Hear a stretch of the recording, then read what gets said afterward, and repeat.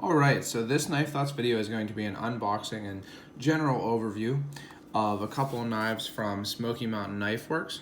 These are two newer knives, or at least versions of knives.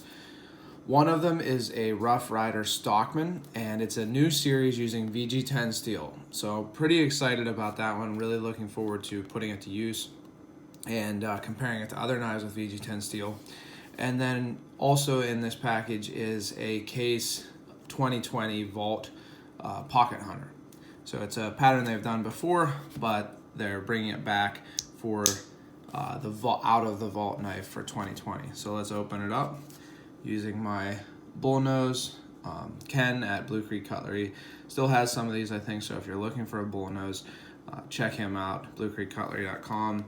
Let him know that I sent you, and let's get this open.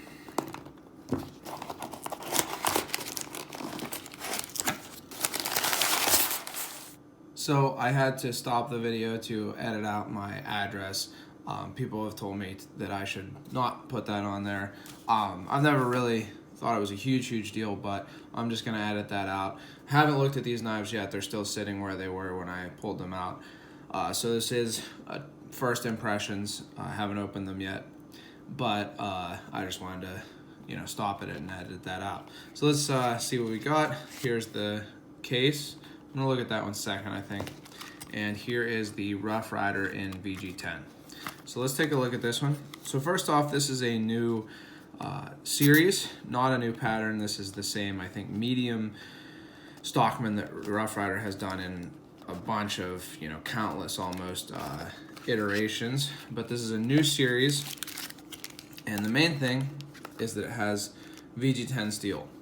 So VG10 steel is a steel that you find or did find on higher end knives, especially a lot of modern knives.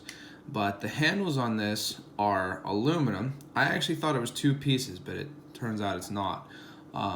So it's a classic Stockman, 3-blade Stockman. It looks like there are spacers. I couldn't tell in a picture I saw of them whether there were or weren't. But classic Stockman, and it has these solid aluminum handles. You can see they are solid here. This is just a kind of a cutout line, and then the blue bolsters. The rest of it is blue, and then this area here is black. But VG10 steel is something that you see on things like Spyderco, Andorra, and Delicas, a lot of Spydercos actually, and a lot of Japanese-made knives. It's a really nice steel, in my opinion. It's stain resistant and it holds an edge pretty well. It takes a really fine edge, and it's pretty easy to sharpen. Definitely a huge upgrade over what Rough Ryder usually uses in the 440A. So there's that main blade. This does look like a pretty pointy clip point blade. Not 100% sure if it's exactly the same shape as Rough Ryder's other Stockmans. I don't have one on me right now. It looks to be ground, let's see, to a pretty thin edge. Let's see if there's any blade play. No blade play. You can see that this is a screw construction knife, which is an interesting choice, I suppose, is to go along with the more modern materials. I prefer pinned slip joints, but it's not really a huge deal. Let's look at the sheet foot. So again, maybe a slightly different shape, but pretty close. A very still a traditional slip joint. I'm gonna move this out of the way. And maybe just the ever slightest amount of blade play. I mean, just the ever slightest. Not a huge problem for me. Not really a problem at all. Has nice action, as you can see. Let's see the third blade. This is a pretty pointy spay blade, but it is a spay blade. You can see that cut off there. And no blade play at all on that one. Nice action. All three have nice action. I'll show you that main blade again. I would say that it's maybe a little bit more than a 5.5, something like that. Now you can see that it has match strike pulls on the nail nicks, or match strike nail nicks. And interestingly, they're kind of, you see how there's a little bit of a cutout there, but it doesn't connect to the rest of them. That's something that I haven't really seen before. I'm not sure if that's because of how it was ground or why that is. I don't think that it's a great look, but I suppose that it doesn't really affect the practicality at all. They do seem, easy enough to use, these nail nicks. You can get your thumbnail in them. Definitely over a 5 on that sheep foot. I would say about a 5.5 on these blades out of 10. Let's look and see if there's big gaps. No big gaps. Interestingly, the only gaps I'm seeing actually are between the actual handle material and the liners, which is interesting. Not too much gaps at all, but the only ones are between the liners and the handle material. So pretty well put together, and something where I'm interested. I would like to do a test between this and a Spyderco knife. I'll have to make sure they're sharpened similarly and things like that, but I think it's really cool that Ryder is putting out knives in VG10. This knife was about $22. So a $22 knife with VG10 is something that's, I think, new in the knife market. I'm surprised that they're able to bring this to market at that price, especially built, pretty well as it seems this is. So if you're looking for a slip joint with a little bit better steel, but you don't want to pay too much, boy, these are probably going to be a good option. $22 for this one, and they also have a trapper.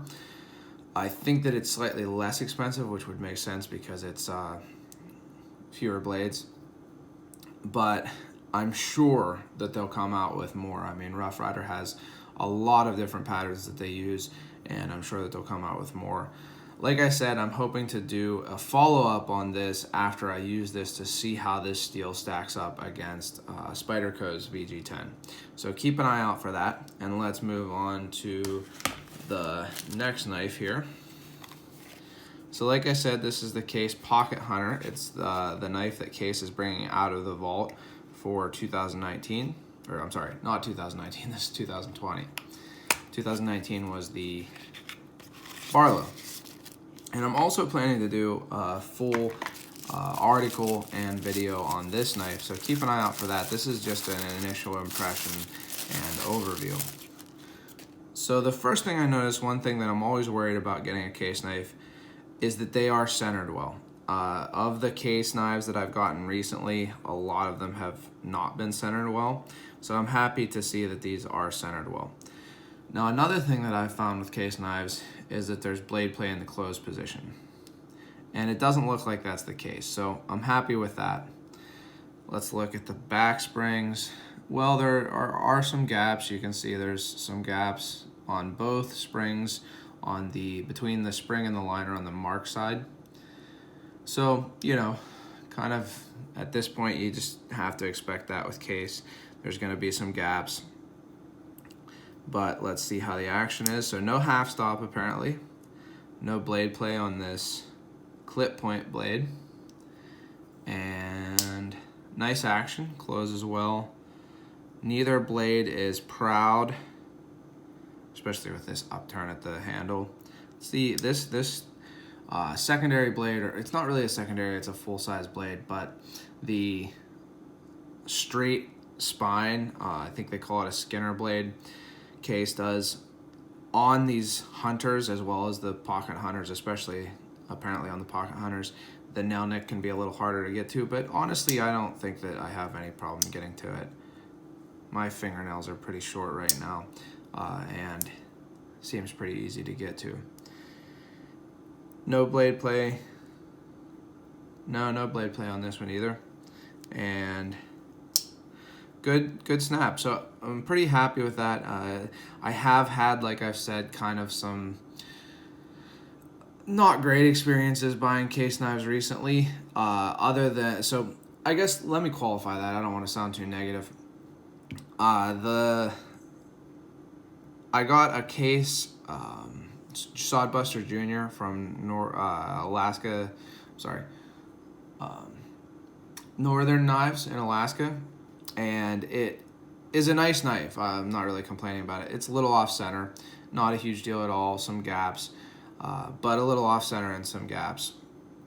I got a Case Barlow from Smoky Mountain Knife Works that had really bad blade play. I had to send it back. And then I got a Case Barlow from Darren Orrell, another collector and knife enthusiast, and it was really nice. So I guess I haven't really had that bad experiences.